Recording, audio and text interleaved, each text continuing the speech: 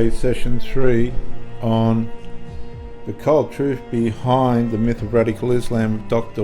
Wesam Chakwi, and again, sorry doctor if I pronounced that wrong, from One Path Network as the host. Let's go. I just want to go back a bit. Towards conducting an act of terrorism or grooming him towards becoming a terrorist or a radical person. I feel like that's horrific, and it really speaks to the crux of whether or not we're sincere in actually addressing this issue to rid it from our communities, or are we manufacturing the problem, which is horrific to even think about. Doctor, what are the consequences of this misdiagnosis of terrorism in our community? Another of the consequences of the misdiagnosis is effectively you target the wrong communities. And when we look at disproportionate surveillance, raids and suspicion, which have been incessant on them, and specifically targeting the Muslim community, we go back to between 2005 and 2010. This is talking about specifically singling out, targeting a community. Yep. Between 2005 and 2010, 65 out of 83 federally funded countering violent extremism programs were specifically targeted at the Muslim community.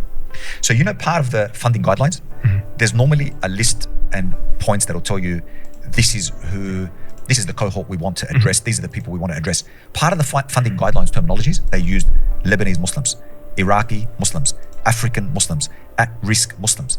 You're talking federally funded guidelines, right? Guidelines that the government was using, where they singled out a community to locate, in their view, where the problem was, rather than looking at the root causes. So that, what it does, deepens the very conditions that are exploited by violent extremists. The other thing that it does is actually it produces very ineffective prevention. When you single out a community, I mean, if we look at the United Kingdom's Prevent program, the United Kingdom's Prevent program was deemed anti-Muslim, and they had to go through iteration to try and get it to a point where it wasn't viewed as such. But you couldn't remove the stain, it's stuck. So when you target a community, what it does, you disconnect that community from what you should be having, which is a partner. You diminish trust, you enhance suspicion. All these things happen and occur when you single out and target a community. And I think it's important, there is Baker Beale, who's an academic, who said, look, programs funded under the National Action Plan and subsequent strategies identified Muslims, refugees, and cold communities, that culturally and linguistically diverse communities at risk, while systematic drivers, look what he said, while systematic drivers such as unemployment, such as racism, drivers such as, for example, foreign policy and social dynamics were relegated to secondary issues. So what we have is a dynamic that communities became the object of intervention, but never genuinely part of the conversation. And that therein are the consequences of what we have when we pursue it with a wrong understanding. It's absolutely devastating to hear the consequences of misdiagnosing the problem of terrorism within our countries. And on that point, we're seeing the consequences of misdiagnosing terrorism, but we're also seeing the consequences of mistreating the problem, given that the only framework in which we address terrorism is through a security lens. Talk to us about the consequences of addressing terrorism primarily and only through a security lens. Well, the same systematic review in 2024 found that addressing the issue through a pure security-centric approach is extremely counterproductive.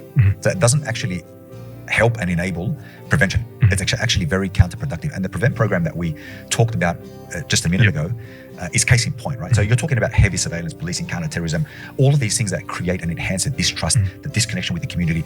When we talk about distrust with law enforcement agencies, for example, if you take the general population as a baseline, it's actually fluctuated over many, many decades and history. They look at it, it's fluctuated.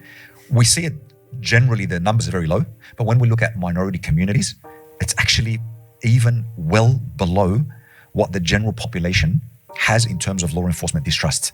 And that's because you've targeted the community. So if you take the security-centric approach, it's actually very ineffective. And it's one of the things that we see over and over. I think it's also important to note this point.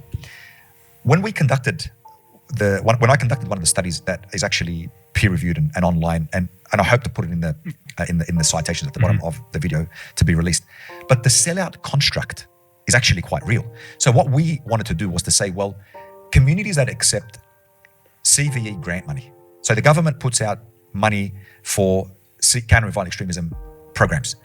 You have then Muslim communities or communities that take the money. They say, well, we could use this and we'll run the program, we'll run any type of program. They take the money and, there's huge significant sentiment in our community that says, well, you shouldn't take that money, because if you take the money, you wear the label that you are actually a community that is responsible for violent extremism. So you're wearing the label.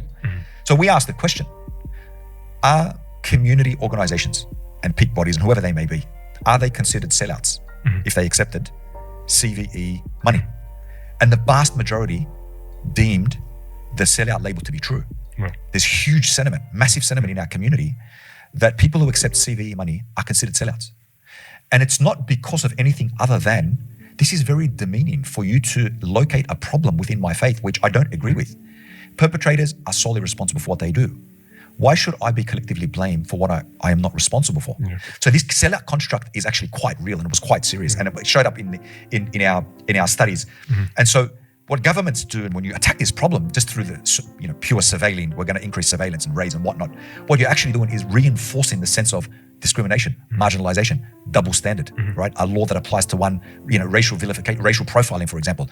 You're reinforcing all those narratives that already exist amongst a community that has already borne the brunt of the hostile political rhetoric, the negative media framing. And so more of that certainly doesn't assist the cause in any way, shape or form. In one of the studies that the academics ran, they found that the actual Muslim community feels it's under siege and under attack.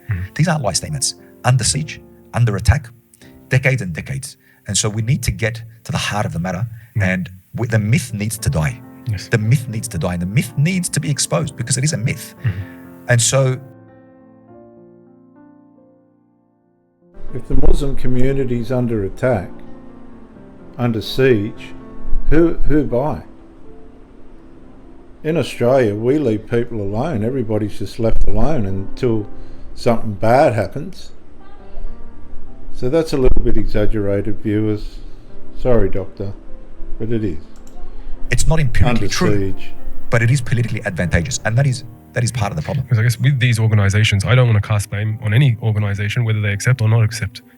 I'm not going to say they're a sellout or not a sellout, but it's very sad and unfortunate to see that people that may very well be sincere encountering violent extremism, encountering radicalization within their communities, unfortunately, once you accept such money, you play a part in the whole narrative which has been taken by the government, which is that religious reasons are responsible or a motivator for terrorism. So it's very sad to see Yes. that once you accept such money, you've accepted the narrative that it comes along with. So I can understand why it's so devastating. And I want to add to that point.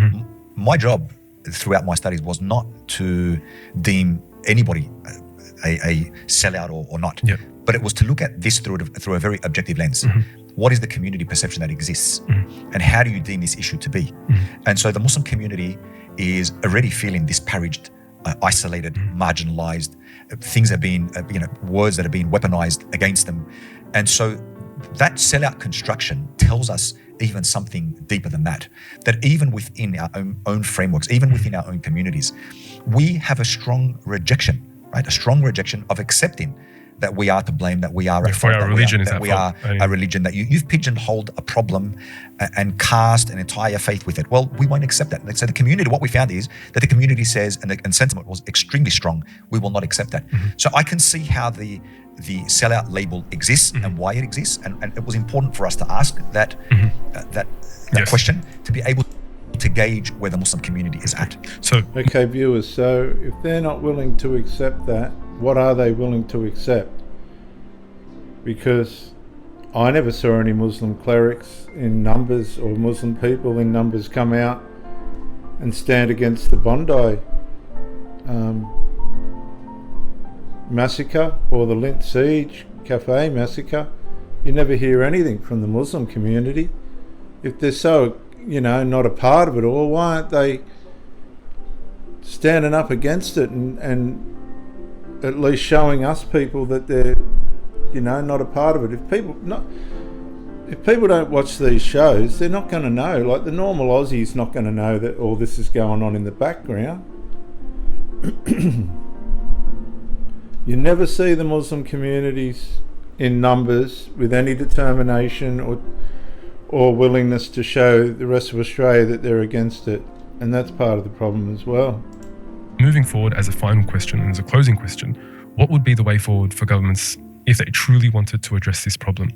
What do you suggest? Well, one of the first things that I would say, and my piece of advice to the government or to law enforcement agencies who are listening, is to say that They probably are. Well, then so be it. And I hope they are, because I think it's important. And it's a serious discussion, right?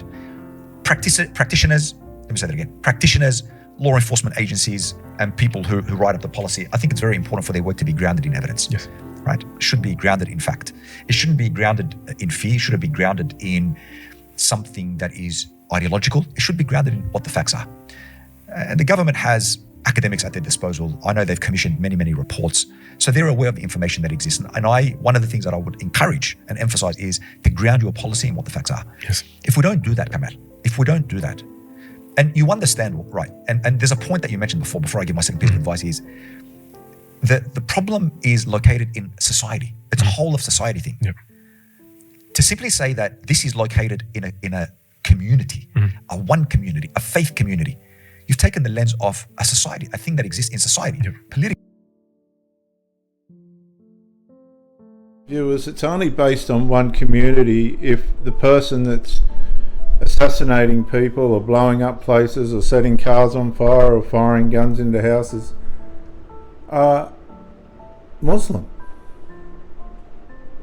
I mean, Australians couldn't be bothered chasing Muslims around and trying to incriminate them and all that sort of stuff. No.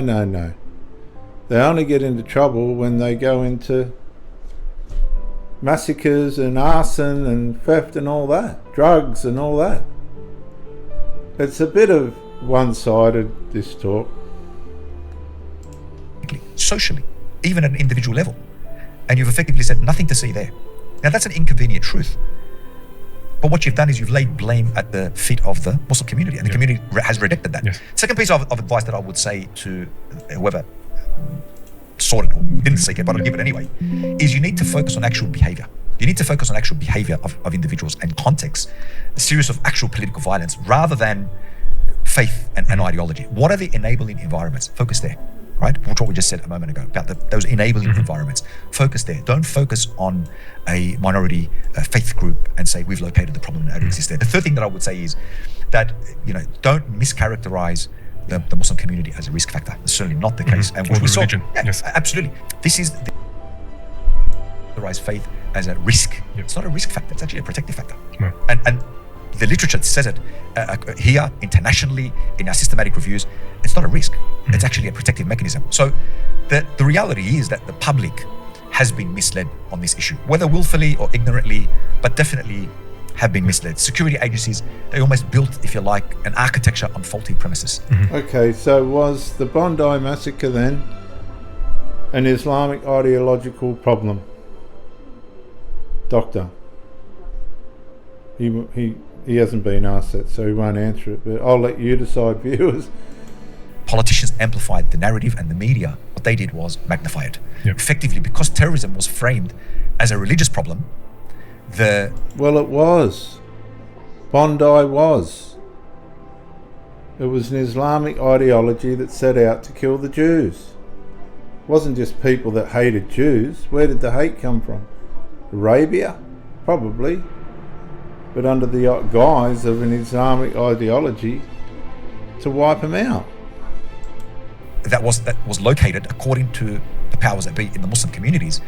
The CV initiatives were designed around target populations rather than problem contexts. Yep, solving the problem. Rather than solving the problem. Just a point on that last. I think we can't escape Ahmed Al-Ahmed. He's become an Australian icon, an Australian hero. And I must admit that I was unfortunately one of those Muslims that was watching the horrific attack unfold and bracing myself, just hoping to God that the perpetrator wasn't a Muslim. And when he was Muslim, of course, I was devastated. But the last hope I did have was that the hero, perhaps he could remedy the entire issue from us taking the blame. I was only hoping that the hero was Muslim, so he could literally remove us from this entire equation. And alhamdulillah, he was a Muslim. And tabarakallah, the words that he said in the aftermath of the attack have been absolutely beautiful. We ask Allah to bless him. Here, I fully agree, 100%. It was just mind-bending how a Muslim had to stop a Muslim, and this might be a question that they need to look at. The Aussies couldn't be bothered with it. You got some. We're used to eating hamburgers and meat pies with sauce, not people assassinating people. So that Muslim guy probably, which I think he has had experience with this kind of Middle Eastern assassination enmity. You can be proud that the guy that stopped the other guy, the other Muslim, being a Muslim, but it's all Muslim. It's not, you know, come on guys, it's all Muslim. Him as well. Do you have any closing remarks? I think Ahmad, Jazakallah for that and for the opportunity. I think maybe the last point that I might make mention is that the failure here, or the moral failure, is not the confusion, but it's been the continuity, it's been the persistence of the issue. The evidence has been clear for decades, but leaders, commentators, institutions have continued to repeat framing they either knew intentionally was false or ignorantly, and this is part and parcel of the problem. So when religion is used as the explanation for violence, responsibility then quietly shifts away from political decisions, from policy decisions. It shifts from foreign interventions. It shifts away from the structural failures, and the cost of that shift is actually borne out by communities who are blamed, right? They're blamed instead of being protected, and those societies actually remain less safe because the real causes are left untouched. So truth matters not only for accuracy but for prevention. When we misname, we don't actually identify what the real problem is. I think the question is, are we then not guaranteeing its continuance? Did the doctor identify what the root problem was? No, he didn't. He just had his opinion. The root problem's sin. Sin has a religious side of being aroused. Read Romans chapter 7, the New Testament. The Quran and the other writings obviously don't explain how to get deep inside yourself and prevent sin. It's not by your effort, it's by the effort of for us, the Lord Jesus Christ. I don't know, and the Holy Spirit. I'm not sure what the Muslims do, but there was a lot of unanswered questions there. Seems like a nice bloke, no different to Sonny Bill Williams, I suppose, but there's a bit of an insight into Islam. This guy's a good reporter. I tell you, he did a great job. He didn't let the doctor just skirt around. He pushed him, which was great. Thank you very much for that, Dr. Sheikh Wissam Cherkawi. It's been a pleasure to have you here on this podcast discussing this very, I guess, emotionally charged, contentious topic, but one that needed to be addressed nonetheless. Jazakallahu khairan for that. Thank you very much. And I hope that through the course of this conversation, we have added benefit towards addressing this problem once and for all, holistically and effectively. There's a long way to go, Jazakallahu khairan for all those that have watched. I hope you've found benefit in this conversation. And until next time, Assalamu alaikum wa rahmatullahi wa barakatuh. I've let him advertise his channel. There it is there. Radical Islam said, well, make of that what you will. That was a pretty good talk. Had a bit of a technical hiccup in the middle of that. Sorry about that. But anyway, viewers, thanks for that, and bye for now.